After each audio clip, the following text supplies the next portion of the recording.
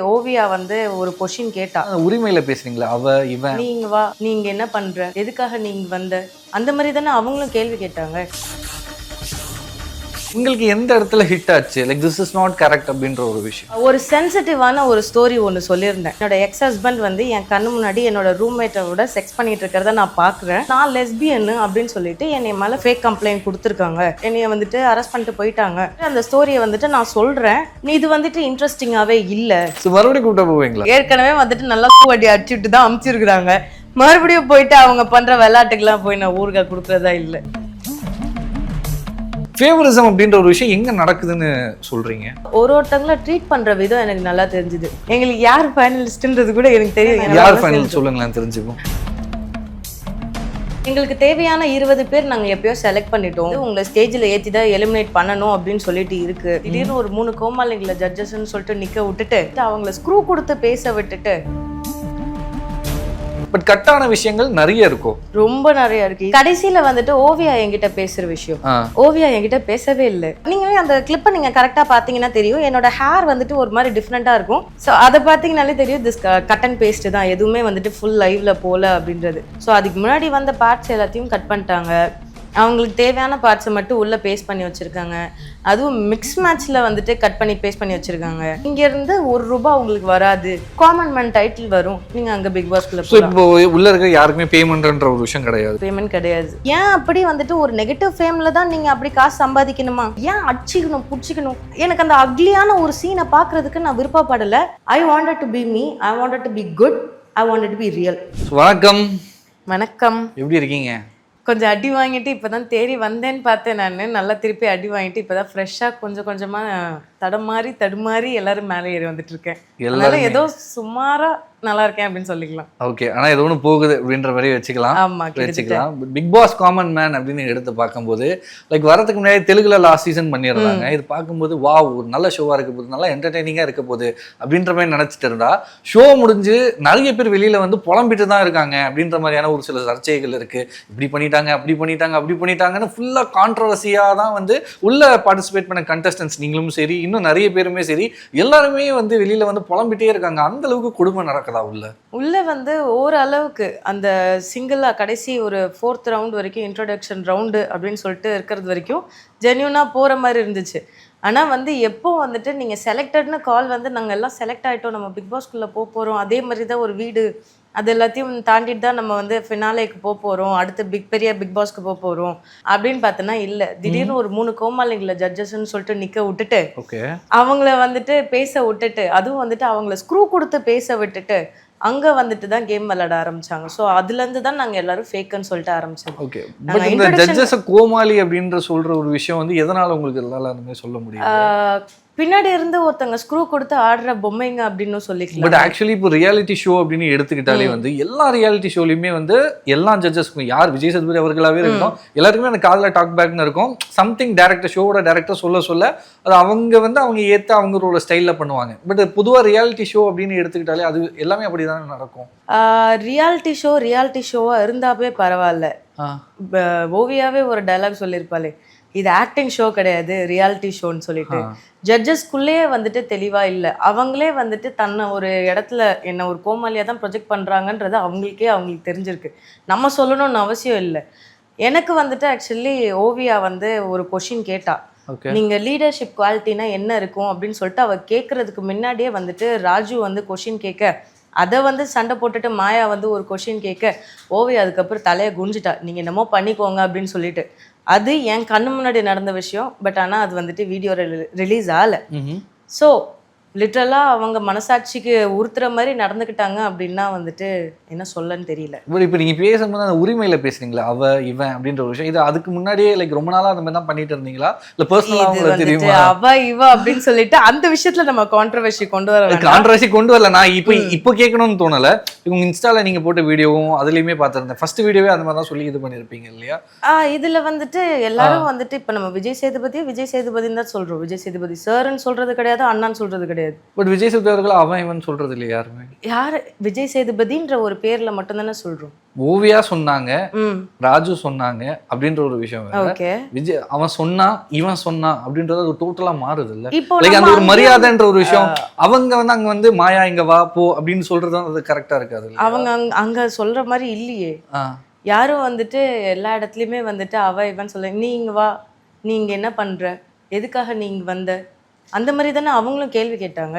It's like a normal டேர்மாக போச்சு. நீங்கள் வந்துட்டு அங்கே போயிட்ட பிறகு அந்த ஸ்டேஜில் இருந்துட்டு நீங்கள் வந்துட்டு நீ வா போன்னு சொன்னால் பிரச்சனை இல்லை, இங்கே இருந்துட்டு நீ வா போன்னு சொன்னால் அது உங்களுக்கு பிரச்சனையா தோணுதா? பிரச்சனைன்னு தெரியல, அது ஏதோ ஒரு மாதிரியா இப்போ மரியாதை கொடுக்காத மாதிரியான ஒரு விஷயமா தான் தெரியுது. அது எனக்கு அந்த மாதிரி தான் இல்லை. நான் வந்துட்டு அந்த விஷயத்தில் வந்துட்டு நான் அவங்கள எடை குறைவாக பேசலை, அவங்கள வந்து நான் என்னைக்குமே தாழ்த்தி பேசல. சரியா? அந்த விஷயத்துக்கும் இந்த விஷயத்துக்கும் இல்ல, அது உங்க இன்ஸ்டா வீடியோ பார்க்கும்போது கேட்கும் போது எனக்கு கேட்கணும்னு தோணுச்சு. லைக் பார்க்கும்போது ஓகே, எனக்கு பர்சனலா அப்படி பட்டுச்சு. அந்த விஷயத்துல வந்துட்டு உங்களுக்கு வருத்தம் பட்டுச்சுன்னா அதுக்கு நான் மனசார நான் சாரி சொல்லிக்கிறேன். இல்ல அப்படி சொல்லலைங்க, நார்மலா தான் கேட்கிறேன். நான் என்ன சொல்றேன்னா லைக் எப்படி வந்து ஒருத்தங்களை வந்து லைக் பெருசா பழக்கம் இல்லை அப்படின்ற ஒரு விஷயம் அங்கதான் வந்து அறிமுகம் அப்படின்ற மாதிரியான ஒரு விஷயம் உருவாகுது. இப்போ என்ன பர்சனலா யாராச்சும் என்ன யார் என்ன எதுன்னு தெரியாதவங்க என்ன பார்த்து வந்து நான் பழகாத ஒரு நபர் வந்து வா போ அப்படின்னு சொன்னா எனக்கு காண்டாக தான் செய்யும். நாங்கள் வந்துட்டு கிட்டத்தட்ட அந்த ஒரு 50 பேர் வந்து ஒரு ரூமில் இருந்துட்டு நாங்கள் கிட்டத்தட்ட ஒரு 4 நாளைக்கு மேலே ட்ராவல் பண்ணியிருக்கோம். இருக்கிற எல்லாருமே நாங்கள் வந்து ஜெல்லாயாச்சு. அதே மாதிரி தான் வந்துட்டு ஓவியா, மாயா, ஆரி, அதே மாதிரி ராஜு அவங்க எல்லாரும் உள்ள வந்து பேசினாங்க எங்க கூட. அவங்களும் எங்களுக்குள்ள ஒரு 1/2 hour டாக்ஸ் மேலே போச்சு. நானும் ராஜு கிட்ட நல்லா தான் பேசிட்டு இருந்தோம். அண்ட் ஸ்டேஜ் மேலே ஏறும்போது ராஜு அங்கேருந்து கீழே வந்து என்னை ஹக் பண்ணாங்க, மாயா ஓடி வந்து என்ன ஹக் பண்ணாங்க, நான் ஓவியாவுக்கு ஃப்ளையிங் கிஸ்லாம் கொடுத்தேன். ஸோ அந்த ஒரு மொமெண்டம் போகும்போது வந்துட்டு நாங்கள் ஒரு ஃப்ரெண்ட்லியாக தான் நாங்கள் ஃபீல் பண்ணேன் ஸ்டார்ட் வரைக்கும். எப்போ வந்துட்டு அவங்க ஆட்டிடியூட் சேஞ்ச் ஆகி இல்லை நீ இன்னும் வந்துட்டு அந்த மாதிரி மாறலை, நீ இன்னும் அந்த பக்கத்துல இருந்து வெளியே வரலன்னு சொல்லிட்டு அவங்க வந்துட்டு மாற்றினாங்களோ அங்கே தான் வந்துட்டு ஒரு நெகட்டிவ் ஃபீட்பேக்கே வந்துச்சு. அது வரைக்கும் இட் வாஸ் லைக் என்ன ஃப்ரெண்ட்லி ஜோன். என்னைக்கு அவங்க டிக்கெட்டாக்கா மாறிச்சோ அதுலேருந்து நம்மளும் வந்துட்டு ஓகே why not அப்படின்ற மாதிரி தான் இருந்துச்சு. பட் உங்களுக்கு எந்த இடத்துல ஹிட் ஆச்சு like this is not correct அப்படின்ற ஒரு விஷயம்? ஒரு சென்சிட்டிவான ஒரு ஸ்டோரி ஒன்று சொல்லியிருந்தேன். ஓகேயா? நான் வந்துட்டு அதாவது என்னன்னா என்னோட எக்ஸ் ஹஸ்பண்ட் வந்து என் கண்ணு முன்னாடி என்னோட ரூம்மேட்டோட செக்ஸ் பண்ணிட்டு இருக்கிறத நான் பாக்குறேன். அதை வந்துட்டு அவங்க அந்த பூஜா செல்வம் அப்பா கிட்ட நான் சொல்றேன். நான் மிலிட்ரி ஆஃபீஸர் அவங்க, அதனால டைரக்டா கமிஷனர் அங்க இங்கன்னு கான்டாக்ட் வச்சுட்டு என்னை வந்து அரெஸ்ட் பண்ணிட்டு போறாங்க அப்படின்ற ஒரு கான்ட்ரவர்சியான என்னை வந்துட்டு அந்த ஸ்டோரியை வந்துட்டு நான் சொல்றேன். இது வந்துட்டு இன்ட்ரெஸ்டிங்காவே இல்ல. இது நடந்துச்சா? இது நடந்துச்சு. எபிசோட்ல வரல, இதெல்லாம் இது வெளியே வரல. அது வந்துட்டு நான் என்னோட இன்ட்ரோடக்ஷன் ரவுண்டில் சொன்னேன். அந்த கேஸ் வந்துட்டு பேப்பர் சைன் பண்ணுறதுக்கு முன்னாடி சொன்னேன். எவிடன்ஸ் எல்லாம் நான் வச்சிருக்கேன். நான் பூஜா வந்துட்டு என் ஹஸ்பண்டோட இருக்கிறத நான் வீடியோ எடுத்து வச்சிருக்கேன். நான் கோர்ட்டில் நான் சப்மிட் பண்ணுறேன் நான் அப்படின்னு சொல்லிட்டுலாம் நான் சொன்னேன். இது வந்துட்டு நான் லெஸ்பியன்னு அப்படின்னு சொல்லிட்டு என்னை மேலே ஃபேக் கம்ப்ளைண்ட் கொடுத்துருக்காங்க. அவங்க வந்து இன்னும் 23ல் வந்து 24ல் நடந்தது. இன்னைக்கு வரைக்கும் டம் கேஸாக தான் போயிட்டுருக்கு. ஏன்னா வந்துட்டு நான் 1 கோடி செலவானாலும் பரவாயில்ல, நான் வந்துட்டு உன்னை ஜெயிலுக்கு அமுச்சு விடுவேன் அப்படின்ற ஒரு பெட்டு கட்டிட்டு ஸ்டில் எனக்கு கேஸ் வந்துட்டு எதுவுமே முடிக்கிற மாதிரி தெரியல. ஸோ இவ்வளோ தூரம் போயிட்டுருக்க ஒரு இம்பார்ட்டண்ட்டான ஒரு விஷயத்த நான் வந்துட்டு அவங்ககிட்ட சொல்கிறேன். இது இன்ட்ரெஸ்டிங்காகவே இல்லை அப்படின்றாங்க. இந்த கதை இந்த ஸ்பெசிஃபிக்கா இந்த கதைக்கு சொன்னாங்களா?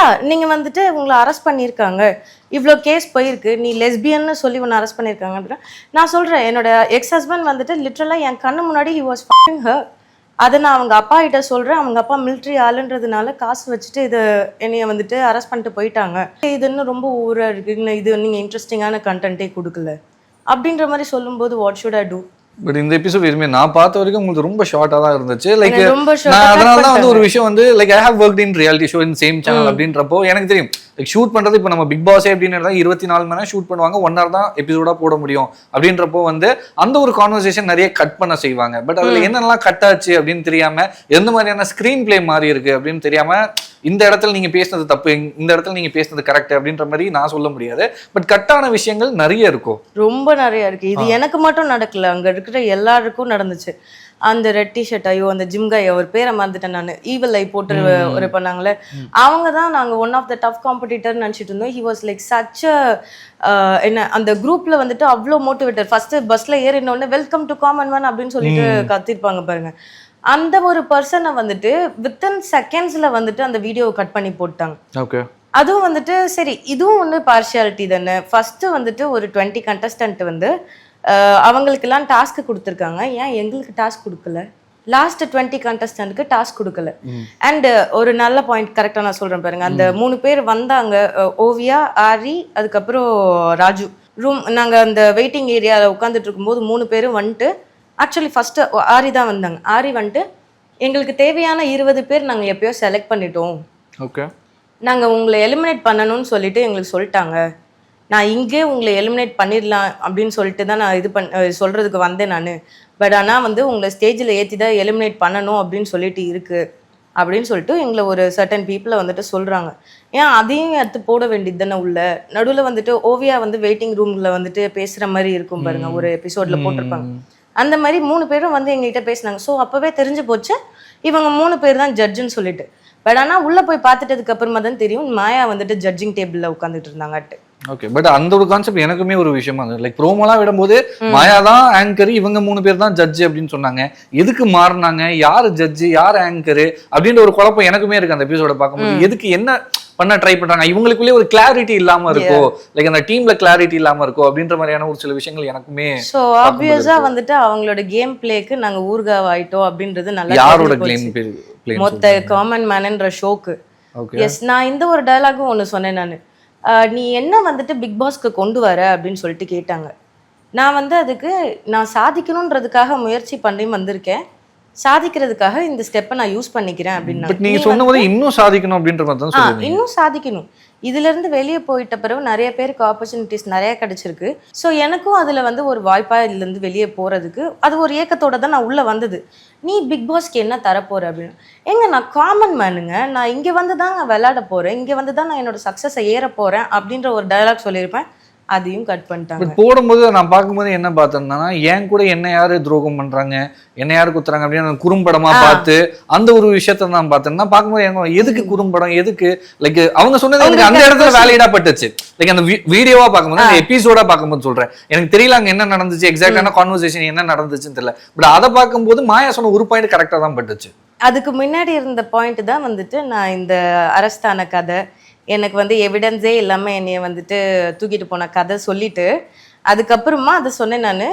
அதாவது இங்கே வந்துட்டு என்னை எவிடன்ஸு யாரும் வந்துட்டு என்னை நம்பலை. அதுவே வந்து இந்த குறும்படம் வந்து இங்கே வந்து யாராவது என்னை ஏதாவது பண்ணாங்கன்னா நம்ம குறும்படம்ல பார்க்கலாமே. இப்போ உங்களுக்கு புரியுதா நான் எதோட கண்டினியூஷன் பண்ணுறேன்ட்டு? ஓகே, இந்த கான்செப்டில் நான் சொன்னேன் நான். அங்கே யாருமே நம்பலை, என்னைய வந்து அங்கே அடித்தாங்க. ஸோ இங்கே யாராவது என்னை அடித்தாங்க அப்படின்னா அதை நம்ம குறும்படம்ல பார்த்துடலாமே அப்படின்ற ஒரு பாயிண்ட்டை நான் சொன்னேன் நான். சம்மந்தமே இல்லாமல் அதை கட் பண்ணிட்டு இதை போட்டு வச்சிருக்காங்க.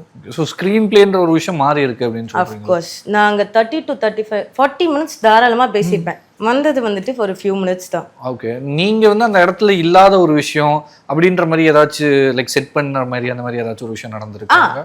கடைசியில வந்துட்டு ஓவியா என்கிட்ட பேசுற விஷயம், ஓவியா என்கிட்ட பேசவே இல்லை. ஓகே, அது என்கிட்ட டைலாக் சொல்லவே இல்லை. அந்த இன்ட்ரெஸ்டிங் இல்லை அப்படின்றது.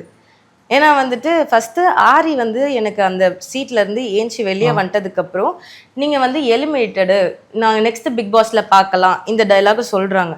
நான் என்னன்னு சொல்லிட்டு பார்க்குறேன். நீங்களே அந்த கிளிப்பை நீங்கள் கரெக்டாக பார்த்தீங்கன்னா தெரியும், என்னோட ஹேர் வந்துட்டு ஒரு மாதிரி டிஃப்ரெண்ட்டாக இருக்கும். அந்த கடைசி வார்த்தை சொல்லும்போது என்னோட ஹேர் இன்னும் டிஃப்ரெண்ட்டாக இருக்கும். ஸோ அதை பார்த்தீங்கனாலே தெரியும் திஸ் கட் அண்ட் பேஸ்ட்டு தான், எதுவுமே வந்துட்டு ஃபுல் லைவ்ல போகல அப்படின்றது. அதுக்கப்புறம் வந்துட்டு ராஜு மேலேருந்து வந்து சொல்லுவாங்க, என்ன ஹரி நீங்களே சொல்லிட்டீங்கன்னா எப்படி, ஹோஸ்ட் நீங்கள் சொல்லிட்டீங்கன்னா எப்படி, நான் சொல்கிறேன் அப்படின்னு சொல்லிட்டு சொல்லும்போது மாயாவும் அவங்களும் ஒன்றா சேர்ந்துட்டு ரெட் கார்டு காட்டுறேன்னு. ஓவியா என்கிட்ட பேசவே இல்லை. ஓவியா வந்துட்டு ஃபஸ்ட்டு எந்த உடனே வந்துட்டு ஷீ ஸோ பியூட்டிஃபுல், எனக்கு அவங்களை ரொம்ப பிடிச்சிருக்கு, நான் உங்களுக்கு ஃப்ரெண்டாக இருக்கேன், உங்களுக்கு ஃப்ரெண்ட் இல்லைனாலும் பரவாயில்ல, நான் உங்களுக்கு ஃப்ரெண்டாக இருக்கேன். இந்த டைலாக்லாம் ஓவியா என்கிட்ட சொன்னான். எபிசோட்ல வரல. நான் ஓவியாக்கு ஃப்ளையிங் கிஸ் கொடுத்தேன், அது வரல. மாயா வந்துட்டு நான் உள்ளே போனோடனே நீங்கள் நர்வஸாக இருக்கீங்களா எக்ஸைட்டடாக இருக்கீங்களா அப்படின்னு சொல்லும்போது would you like to have a hug அப்படின்னு சொல்லிட்டு அங்கே மேலேருந்து ஸ்டேஜ்லேருந்து கீழே இறங்கி வந்துட்டு she gave me a hug. மாயா மேலே ஏறிட்ட பிறகு ராஜு வந்துட்டு மாயாவை பார்த்துட்டு நீங்கள் மட்டும் என்ன ஹக் பண்ணுறீங்க, நானும் வந்து ஹக் பண்ணுறேன் அப்படின்னு சொல்லிட்டு ராஜு கீழே ஓடி வந்துட்டு Raju gave me a hug. அதுக்கப்புறமா தான் வந்துட்டு ஓவியாக்கு நான் வந்துட்டு நீங்கள் மட்டும் ஏதோ ஃபன் பண்ணுறீங்களா அப்படின்னு சொல்லிட்டு சொல்லும்போது no darling I have a special place for you in my heart அப்படின்னு சொல்லிட்டு கீழே வந்து நான் அவளுக்கு ஃப்ளைங் கிஸ் கொடுத்தேன். ஓகே, இவ்வளோ சீன்லாம் நடந்துச்சு, இது எல்லாத்தையும் தூக்கியாச்சு. அதுக்கப்புறம் நான் வந்து ஆரிக்கு பக்கத்துல நிற்கும் போது நான் hi this is my Natasha ஹியர்ன்றது என்னுடைய இன்ட்ரொடக்ஷன் எப்பவும் போல. நான் உள்ள சொன்ன உடனே இல்ல நீங்க வந்துட்டு இந்த மாதிரி இன்ட்ரோடக்ஷன் சொல்லாதீங்க, are you ready big pass சொல்லுங்க, are you ready common man சொல்லுங்க அப்படின்னு சொல்லிட்டு என்ன 4 தடவை சொல்ல வச்சு. ரோலுக்கு முன்னாடி ஐ மீன் சும்மா டேக்கா சும்மா ஸ்கிரிப்டட் மாதிரி போகுதா இது வந்து? இது ஒன் ஆஃப் த ஸ்கிரிப்டட் போச்சு. நீங்க are you ready big pass சொல்லுங்க அப்படின்னா ஃபர்ஸ்ட் எடுத்த உடனே வந்துட்டு நான் வேற ஏதோ ஒன்று பேசுறதுல இருந்து ஆரம்பிச்சிருப்பாங்க. அவ்வளவு தூரம் நடந்த கான்வர்சேஷன் நான் வந்துட்டு அந்த ஹக் பண்ணது இது எல்லாத்தையுமே கட் பண்ணிட்டு ஒரு பாயிண்ட்ல இருந்து ஆரம்பிச்சு. இது எல்லாருக்குமே நடக்குதோ? அண்ட் பஸ் டாஸ்க்லயே நடந்தது இது. பஸ் டாஸ்க்ல வந்துட்டு எல்லாரும் வெளியே வந்துட்டதுக்கு அப்புறமா வந்துட்டு மறுபடியும் அது அந்த எல்லோ லைன்ல நிக்க வச்சாங்க. எல்லோ லைன்ல இருந்துட்டு நீங்க தாண்டி அந்த ஷட்டரை திறந்து வெளியே வரதே வந்துட்டு 3 டேக் எடுத்தாங்க. நீங்க மறுபடியும் உள்ள போங்க, மறுபடியும் வெளியே உள்ள வாங்க, மறுபடியும் உள்ள போங்க, மறுபடியும் வெளியே வாங்க. ஆர்கானிக்கா நடக்கல அப்படின்ற ஒரு விஷயம் நீங்க சொல்றது. ஆமா, நான் இருந்த பஸ்ல வந்துட்டு நான் வந்து ரெட் கலர் லைட் இருந்த பஸ்ல இருந்தேன். எங்க சைட்ல என்ன சொன்னாங்கன்னா கேமராவை வந்துட்டு எங்க ஃபேஸ் கிட்ட கொண்டு வராது, நாங்க உங்ககிட்ட கொண்டு வருவோம், பட் ஆனா நேச்சுரலா பிஹேவ் பண்ணிக்கோங்க, யாரும் கேமராவை பார்க்காதீங்க அப்படின்ற மாதிரி சொன்னாங்க. இதுவே ப்ளூ பஸ்ல இருந்தவங்க கிட்ட போயிட்டு எல்லாருமே வந்துட்டு ப்ளூ வேன்ல இருக்கவங்க தான் வந்து வெளியே எட்டி பார்த்து இருந்தாங்க, எங்க கர்ச்சீஃப் எவ்வளவு இருக்குன்னு பாருங்க, நாங்க எப்படி கஷ்டப்பட்டுட்டு இருக்கோம் பாருங்க. இந்த டயலாக்லாம் வந்துட்டு ப்ளூ லைட்ல இருக்க வேன்ல. இந்த ரெட் லைட்ல இருக்க வேன்ல வந்துட்டு நாங்க எதுவுமே பண்ணியிருக்க மாட்டோம். 2 hours கண்டினியூஸா வந்துட்டு நீங்க எனர்ஜெட்டிக்கா இருக்கணும், யாரும் தூங்கக்கூடாது, யாரும் உட்கார்ந்துருக்க கூடாதுன்னு சொன்னதுனால நாங்க பாட்டு விளையாடணும். அங்க இன்ட்ரோடக்ஷன் ரவுண்ட் இருக்கிற பஸ்ல இருக்கிற எல்லாருமே நாங்க இன்ட்ரோ ஆயிட்டோம். அதுக்கப்புறமா வந்துட்டு நிறைய கான்வர்சேஷன் நடந்துச்சு, டிபேட் நடந்துச்சு, மாற்றி மாற்றி பாட்டுக்கு போட்டி நடந்துச்சு. இவ்வளோ தூரம் நடந்ததுக்கு அப்புறமும் வித்தின் செகண்ட்ஸ்ல பஸ் டாஸ்க்கு முடிச்சிட்டாங்க. பட் அது ஒரு பெரிய விஷயம் இல்லைல்ல, பிகாஸ் ஏன் பார்த்தீங்கன்னா லைக் வந்து அவ்வளோ விஷயங்கள் இருக்கு போட வேண்டியது, எல்லாமே வந்து அந்த ஒரு 1 hour தான் போடணும் அப்படின்றப்போ அந்த ஒரு கம்பல்ஷன் வருது. மேபி அவங்க வேணும்னா அன்சீன் அப்படின்ற மாதிரி வெளியிடலாம், maybe in future or something else. சரி ஓகே, அப்போ அவங்க இஷ்டத்துக்கு கட் பண்ணி பேஸ்ட் பண்ணி ஒட்டிக்கலாம். மேபி அதென்ன அப்படி கிடையாது, அந்த ஒரு ஷோன்றது அவங்க மேபி ஒரு பிளான் ஒரு ஸ்ட்ரக்சர் அப்படின்ற மாதிரி பண்ணியிருப்பாங்க இல்லையா. So at the end of the day அவங்க என்ன பண்ணாலும் நம்ம வந்துட்டு வாயையும் கையையும் மூடிட்டு அப்படி கிடையாதுங்க, அப்படி கிடையவே கிடையாதுங்க. எல்லாமே எல்லாருக்குமே உரிமை இருக்கு, யார் வேணா என்ன வேணா பேசலாம், எல்லாமே சுதந்திரம் இருக்கு. நான் என்ன சொல்ல வரேன்னா லைக் நீங்க என்ன வேணா சொல்லலாம், யார வேணா விமர்சனம் வைக்கலாம், விமர்சனம் வைக்கிறது எல்லாருக்குமே உரிமை இருக்கு, அது தப்பே கிடையாது. நான் என்ன ஒரு விஷயத்த சொல்ல வரேன்னா ஜஸ்ட் தட் ஒன் பாயிண்ட், அந்த ஒரே ஒரு பாயிண்ட் தான் சொல்ல வரேன். லைக் வந்து ஒரு கம்பல்ஷன் கிரியேட் ஆகுது, டிவில 1 hour தான் போட முடியும், அந்த 1 hourல நம்மளால எல்லா விஷயத்தையும் காட்ட முடியாதுன்ற ஒரு கம்பல்ஷன். அதுக்காக எங்களோட ஒரு நாள் ஃபுல்லா வந்துட்டு அவங்க வேஸ்ட் பண்ணாலும் பரவாயில்ல. எனக்கு ஒரு கொஸ்டின் என்ன வருதுன்னா, இப்போ வந்து 50 பேருமே காமன் மேன் தான் சரியா, 50 பேர் உள்ள போனாங்க, யார் எல்லாம் செலக்ட் ஆனாங்களோ எல்லாருமே வந்து ப்ராப்பரா ஆடிஷன் பண்ணி செலக்ட் பண்ணியிருக்காங்க. லைக் எல்லாமே வந்து ப்ராப்பரா நடக்கும்போது ஃபேவரிசம் அப்படின்ற ஒரு விஷயம் எங்க நடக்குதுன்னு சொல்றீங்க?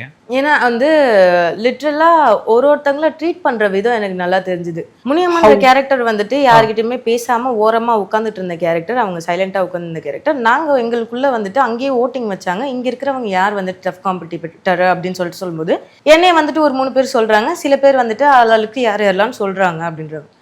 இதுல வந்துட்டு ஜேசன்ற கேரக்டர் பின்னாடி உட்காந்து ஓரமா தூங்கிட்டு இருந்த கேரக்டர். ஓகே, இன்னொரு கேரக்டர் வந்து லிட்டரலா சொடக்கு போட்டுட்டு நீ யார் அப்படின்னு சொல்லிட்டு கெத்தா கால் மேல கால் போட்டு அசிங்கப்படுத்திட்டு இருந்த கேரக்டர். இப்படி வந்துட்டு ஒருத்தங்க யார் யாரெல்லாம் வந்து சில பேர் எனக்கு தெரியும், நீ என்ன வேணாலும் பண்ணிக்குவேன் அப்படின்ற கேரக்டர்ஸ் வந்துட்டு முன்னாடி போறாங்க. எங்களுக்கு யார் ஃபைனலிஸ்ட்ன்றது கூட எனக்கு தெரியும், ஏன்னா யார் யாரெல்லாம் வெளியே வந்துட்டாங்களோ அவங்கலாம் எங்க கூட குரூப்ல சேர்ந்துட்டாங்க. பிச் பண்றதுக்குன்னே நாங்க சொல்லுங்களேன் தெரிஞ்சுப்போம். அது வந்துட்டு அப்புறம் வந்து என்ன லீகல் பேக்கர்ல சைட் பண்ணி வச்சிருக்கீங்க அப்படின்னு ஏதாவது என் மேல இன்னொரு புது கேஸ் போட்டுருவாங்க. சும்மா அடுத்து இன்னும் ஒரு கொஞ்ச நாள்ல வந்துடும், இன்னும் 2 நாள்ல வந்துடும் உங்களுக்கு. ஸோ யார் யாரெல்லாம் எப்படி பிஹேவ் பண்ணிட்டு இருந்தாங்கன்றத நாங்கள் ஒரு கேங்கே நின்று வாட்ச் பண்ணிட்டு இருந்தோம். யார் யாரெல்லாம் இருக்கிறதுலே நக்கல் புடிச்சிட்டு எனக்கு என்ன வேணாலும் பண்ணுவேன்ற எகத்தாலத்தோட இருக்காங்களோ அவங்க எல்லாம் முன்னாடி போயாச்சு. ஸோ அவங்க தான் செலக்டட் அப்படின்றீங்க. பட் அப்படி பார்க்கும்போது எனக்கு தெரிஞ்ச 2 கேரக்டர்ஸ் இருக்கு. நீங்க வந்து அந்த 50 பேர்ல இல்லையே? இல்ல, எனக்கு தெரிஞ்ச 2 கேரக்டர்ஸ் இருக்கு உள்ள.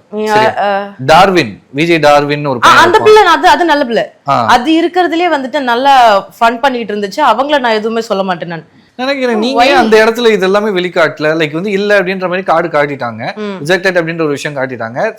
அங்கேயே நீங்க வந்து அப்படியே பர்ஸ்ட் ஆயிருக்கலாம் இல்லையா உங்க மனசுல? எனக்கு வந்துட்டு நான் நெகட்டிவா வந்துட்டு அங்க போய் காட்டணும்னு எனக்கு விருப்பம் இல்லை. எனக்கு பிக் பாஸ் வந்துட்டு எடுத்த உடனே எல்லாரும் போய் அடிச்சுக்கிறாங்க. போன சீசன்லாம் மொத நாளே போய் அடிச்சுக்கிட்டோம்னா எனக்கு அது பாக்குறதுக்கான ஒரு ஹாப்பினஸே போயிடுச்சு. போன சீசன் எனக்கு வந்துட்டு நான் அந்த மாதிரி ஒரு கண்டென்ட்ட பார்க்க விரும்பல. But Bigg Boss is like that. இப்போ நீங்க வந்து ட்ரை பண்ணிருக்கீங்க, இப்போ நீங்க போனீங்கனால அப்படி தான் இருக்கும். ஏன் அப்படி வந்துட்டு ஒரு நெகட்டிவ் ஃபேம்ல தான் நீங்க அப்படி காசு சம்பாதிக்கணுமா? To be frank, audience likes it. சில பேர் தான் லைக் பண்றாங்க. சரி ஓகே, பல பேர்னாலும் நான் வந்துட்டு பார்க்கணும்னு ஆசைப்படுற நான் எனக்கு எந்த மாதிரி கண்டென்ட் இருந்தால் நல்லா இருக்குமோ அந்த மாதிரி கண்டென்ட்டை கொடுக்கறதுக்கு தான் நான் ட்ரை பண்ணேன் தவிர்த்துட்டு நான் போயிட்டு அவங்க கிட்ட நான் ஒருவேளை அவங்க சொல்லியிருந்தாங்க முன்னாடினா வந்துட்டு இந்த மாதிரி நீங்கள் ட்ராமாவா ஹைப்பர் ஆக்டிவா ஹைப்பர் ரியலிஸ்டிக்காக நீங்கள் இருக்கணும் அப்படின்னு சொல்லியிருந்தாங்க அப்படின்னா நான் அந்த மாதிரி பண்ணியிருப்பேன். But I wanted to be me. நானாக போகிறதுக்கு தான் நான் காமன் ஷோவில் ட்ரை பண்ணேன். ஏன் அப்போ அந்த செலிபிரிட்டி ஷோ நான் ட்ரை பண்ணியிருக்க கூடாதா? ஐ வாண்டட் டு பி ரியல். நான் வந்துட்டு ஒரு எட்டிக்வேட்னா என்ன, ஒரு அன்புனா என்ன, ஒரு பாசம்னா என்ன, அந்த மாதிரி. அதாவது ஐ வாஸ் தேர். நான் அந்த பஸ் டாஸ்க்லேயே வந்துட்டு I was doing the thing. நான் வந்துட்டு சொல்லணும்னு அவசியம் கிடையாது. மேபி அது ஃபுல் அன்சீன் வீடியோ போட்டாங்கன்னா உங்களுக்கு தெரியும். யாரெல்லாம் மூச்சு விடாமல் இருந்தாங்களோ அவங்களுக்குலாம் ஐ வாஸ் தேர். ஸோ அந்த மாதிரி ஒரு பெர்ஸ்பெக்டிவ்ல போகலாமே, ஏன் அடிச்சிக்கணும் பிடிச்சிக்கணும்? எனக்கு அந்த அக்லியான ஒரு சீனை பார்க்கறதுக்கு நான் விருப்பப்படலை. I wanted to be me, I wanted to be good, I wanted to be real. So அதனால நீங்கள் வந்து அமைதியாக வந்துட்டீங்க.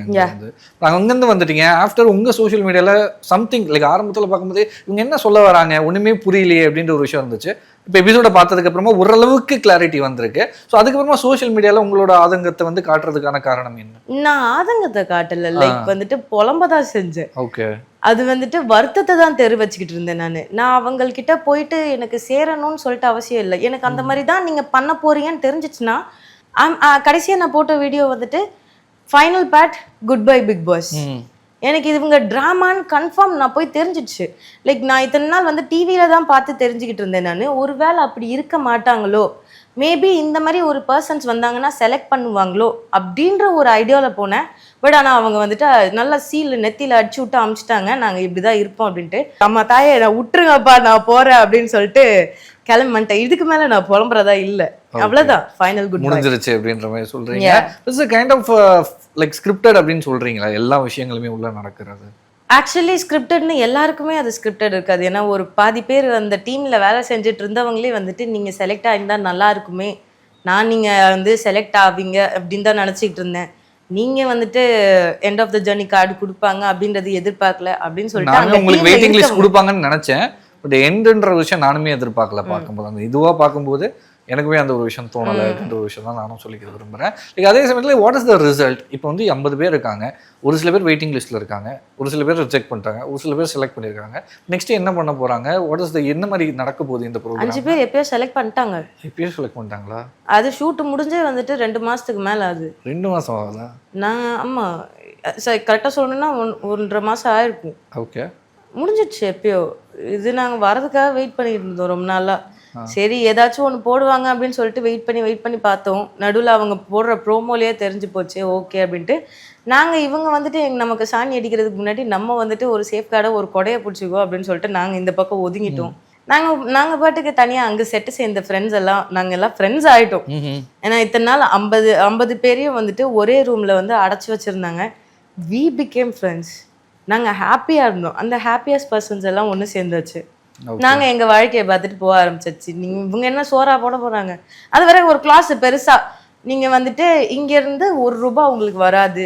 இங்கேருந்து வர வின்னிங் வந்துட்டு நீங்கள் வின் பண்ணீங்கன்னா வந்துட்டு காமன் மேன் டைட்டில் வரும். நீங்கள் அங்கே பிக் பாஸ்குள்ளே இப்போ உள்ள இருக்க யாருக்குமே பேமெண்ட்ன்ற ஒரு விஷயம் கிடையாது. பிக் பாஸ்குள்ளே போனால் தான் பேமெண்ட் அப்படின்ற ஒரு விஷயம் பேசப்படும். மேபி தான். ஓகே, பேமெண்ட் கிடையாது. ஓகே. ஸோ இப்போ வந்து 5 பேரை மட்டும் செலக்ட் பண்ணியிருக்காங்க. அந்த 5 பேர் தான் உள்ளே போகிறாங்க. நான் கேள்விப்பட்டிருந்தேன் லைக் ஜட்ஜஸ் 2 பேரை செலக்ட் பண்ணுவாங்க, 2 பேர் வந்து ஓட்டிங்கில் நடக்கும் அப்படின்ற ஒரு விஷயம் கேள்விப்பட்டேன். அதெல்லாம் கிடையாது. 5 பேர் செலக்ட் பண்ணியாச்சு. முடிஞ்சிருச்சு அப்படின்றீங்களா? முடிச்சு விட்டாங்க. இதுக்கு மேலலாம் வந்துட்டு அவங்கள நம்பிட்டு இருந்தோன்னா நமக்கு வேலைக்கு ஆகாது. ஓகே, நம்ம பாட்டுக்கு நம்ம வேலையை பார்த்துட்டு அடுத்த முயற்சி பண்ணிட்டு போக வேண்டியது தான். Okay. How was your experience? Jury panel முன்னாடி வரைக்கும் இட் வாஸ் லைக் செம்ம ஹாப்பி. ஓகே, இட் வாஸ் செம்ம எனர்ஜி, செம்ம மொமெண்ட்ஸாக இருந்துச்சு, நல்லா இருந்துச்சு ஒரு மாதிரி. பட் ஆனால் எப்போ ஜூரி பேனலில் போனோன்னோ ஐ ஃபெல்ட் அக்லி. ஓகே. அதுலேருந்து எனக்கு வெளியே வர்றதுக்கே ரொம்ப நாள் ஆயிடுச்சு. நீங்கள் அந்த ஒரு ட்ராமா வந்துட்டு மறுபடியும் ரீலீவ் பண்ணிட்டு வர்றது வந்துட்டு நல்லா இல்லை. ஓகே. எனக்கு ஒரு டவுட் வருது. லைக் இதெல்லாம் அப்பார்ட் ஃப்ரம் திஸ் கேட்குறேன். அந்த எபிசோட பார்த்துருந்தேன், இன்றைக்கி தான் பார்த்துருந்தேன். அதே சமயத்தில் உங்களோட இன்ஸ்டாகிராம் எல்லாமே ஸ்டார்ட் பண்ணியிருந்தேன். பார்க்கும்போது you have lots of talent அப்படின்ற ஒரு விஷயம். லைக் அழகாக இருக்கீங்க, you are a model, you have lots of skills அப்படின்ற ஒரு விஷயம் வந்து நீங்கள் அந்த இடத்துல காட்டலை. நீங்களும் வாலண்டியராக ஏன் காட்டலை? கேட்க விடல, டைம் இல்லை. லைக் ஸ்டார்டிங்லேயே யூஆர் மாடல், அங்கே ஒரு வாக் பண்ணி காட்டியிருக்கலாம், சம்திங் ஏதாச்சும் ஒன்று பண்ணி காட்டியிருக்கலாம். அவங்க எடுத்த உடனே வந்துட்டு என்கிட்ட ஒரு மாதிரி நக்கலாக தான் கேட்க ஆரம்பிச்சிட்டாங்க. ஓகே. நீங்க எதுக்கு இங்க வந்திருக்கீங்க, நீ பிக் பாஸ்க்கு என்ன கொடுக்க போற, உன்னால பிக் பாஸ்க்கு என்ன லாபம் வரப்போகுது அப்படின்னு சொல்லிட்டு அந்த கேள்வி கேட்டாங்க. அண்ட் நான் வந்துட்டு என்னோட டேலண்ட்டை வந்துட்டு காட்டுவேன். ஐம் சிங்கரு, இது நான் வந்துட்டு ஃபேஷன் ஷோ பண்ணுறேன். ஸோ எவ்வளோக்கு எவ்வளோ ஹாப்பியாக இருக்க முடியுமோ அதெல்லாம் ஹாப்பி சோகம் எல்லாம் அப்படின்னு சொல்லும்போது என்னோட ஹாப்பி சோகத்துலேருந்து கட் பண்ணி போட்டிருக்காங்க உள்ள. இந்த ஹாப்பி சோகத்தை கேட்குறதுக்கு யார் இருக்கா இங்கே அப்படின்ற மாதிரி. ஸோ அதுக்கு முன்னாடி வந்த பார்ட்ஸ் எல்லாத்தையும் கட் பண்ணிட்டாங்க. அவங்களுக்கு தேவையான பார்ட்ஸை மட்டும் உள்ளே பேஸ்ட் பண்ணி வச்சுருக்காங்க. அதுவும் மிக்ஸ் மேட்ச்சில் வந்துட்டு கட் பண்ணி பேஸ்ட் பண்ணி வச்சுருக்காங்க. எனக்கு எலிமினேஷன் கார்டு முதல்ல யார் சொன்னவங்கன்னும் போடலை, அந்த ஆர்டரே இல்லை. ஸோ அதை பார்த்த பிறகு வந்துட்டு டிசப்பாயின்மெண்ட் மேலே டிசப்பாயின்மெண்ட் தான். யக் யக். ஸோ மறுபடியும் கூப்பிட்டு போவீங்களா? அப்பா சாமி, உங்க டிராமாக்கு ஊருகாக்கு நான் வரலப்பா. நீங்க தலைகீழ நின்னு கூப்பிட்டாலும் சத்தியமா நான் வந்துட்டு இந்த மாதிரி ஷோ வந்துருங்க, செலக்டட் வாங்க அப்படின்னு வேற வேலை இல்ல. அங்க போயிட்டு ஏற்கனவே வந்துட்டு நல்லா ஷூ அடி அடிச்சுட்டு தான் அமுச்சிருக்காங்க. மறுபடியும் போயிட்டு அவங்க பண்ற விளையாட்டுக்கெல்லாம் போய் நான் ஊருகா கொடுக்கறதா இல்லை. உங்க நேரத்தை ஒதுக்கி உள்ள பேசுறதுக்கு ரொம்ப நன்றி. And all the best for your upcoming things. நன்றி, வணக்கம். Thank you so much. தேங்க்யூ.